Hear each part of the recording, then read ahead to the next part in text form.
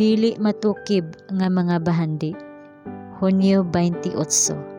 Kanako nga labing ubos sa tanang mga balaan, gihatag kini nga grasya sa pagwali ngadto sa mga hintil sa dili matugkad nga mga pagkadato ni Kristo.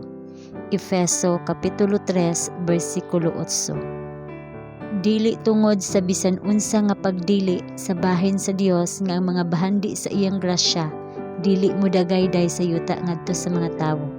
Kun ang tanan andam sa pagdawat, ang tanan mapuno sa iyang espiritu. Pribilehiyo sa matag kalag nga mahimong buhing agianan, din ang Dios makapahibalo sa kalibutan sa mga bahandi sa iyang grasya. Ang dili matukib nga mga bahandi ni Kristo. Walay bisan unsa nga gitinguha pag-ayo ni Kristo kaysa mga ahente nga magrepresentar sa kalibutan sa iyang espiritu ug kinaiya. Walay bisan unsa nga gikinahanglan sa kalibutan kaysa pagpakita pinaagi sa pagkatawhanon sa gugma sa manluluwas.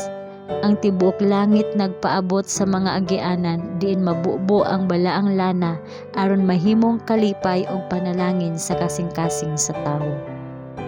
Ang Dios nga dato sa kaluoy tungod sa iyang dakong gugma nga iyang gihigugma kanato bisan sa mga patay pa kita sa kasalanan, nagpaabtik kanato uban kang Kristo ug nagbanhaw kanato aron kita makalingkod sa langit nung dapit uban ni Kristo. Aron sa umaabot nga mga katuigan, siya makapakita sa hilabihang kadato sa iyang grasya, sa iyang pagkamapuangoron kanato pinaagi kang Kristo Jesus.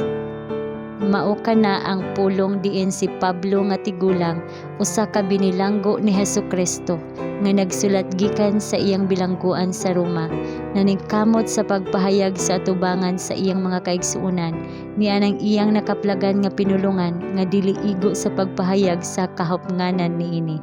Ang dili matukib nga mga bahandi ni Kristo. Ang bahandi sa grasya nga walay bayad nga gitanyag ngadto sa nahulog nga mga anak sa tawo. Samtang ang imong kalag nangandoy sa Dios, imong makaplagan ang dugang ug mas daghan pa sa dili matukib nga mga bahandi sa iyang grasya.